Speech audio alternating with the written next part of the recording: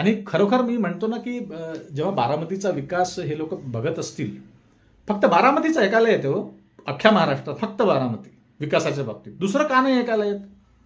इतर नेते नव्हते का महाराष्ट्रात? लोकांनी निवडून दिलं नाही का? विदर्भात कित्येक नेते आहेत.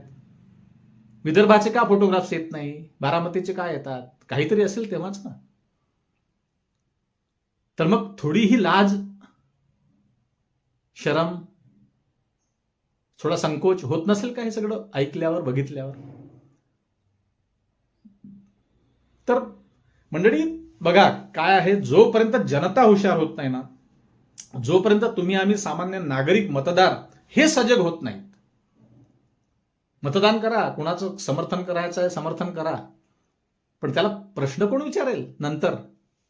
कुठल्याही पक्षाचा असो तो, हरकत नाही, प्रश्न विचारावे लागतील ना. हा प्रश्नच होता ना, मी जो व्हॉट्सअप ग्रुपवरती टाकला होता, हा प्रश्नच होता. त्याचं उत्तर सरळ द्यायला पाहिजे होतं. तो जर शहाणा असतात त्यांनी काय केलं असतं की तो फोटोग्राफ्स किंवा तो फोटोग्राफ न पाठवता त्यांनी निवेदन दिलं असतं. तो समजतो ना स्वतःला, परिसरातला काही लीडर काय, मी तर त्याला ओळखतही नाही, त्यांनीच मला ग्रुपवर घेतलं. आता अनेक लोक परिचित असतात, तर आपण बोलणारे आहोत, आपण युट्यूबर्स आहोत, कधी गावी गेलो तर कोणी सांगितलं असेल, त्यांनी मला व्हॉट्सअप ग्रुपवरती घेऊन घेतलं, त्यांनीच रिमूव्हही केलं मला. अशी गंमत आहे मंडळी. तर खरंच पोस्टर मध्ये फोटो छापल्याने कुणी नेता होत नसतो. कपाळावर टिळा लावल्याने कुणी नेता लीडर होत नसतो. गळ्यात भगवा दुपट्टा, पांढरा दुपट्टा टाकला आणि टोपी चढवली आणि लिननचं पांढरं शर्ट घातलं म्हणजे नेता होत नसतो.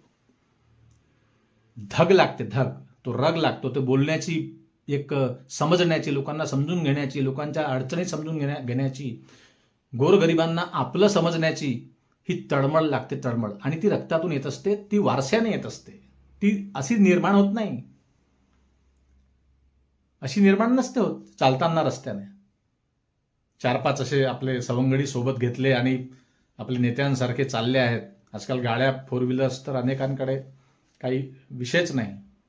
मग पुढे एखाद्या पक्षाचा झेंडा लावायचा, मागे काही लिहायचं आपल्या पक्षाचं नाव, आणि मग ते नेता नेता नेता नेता करून मिरवत राहायचं. यांनी नेता होत नसतो.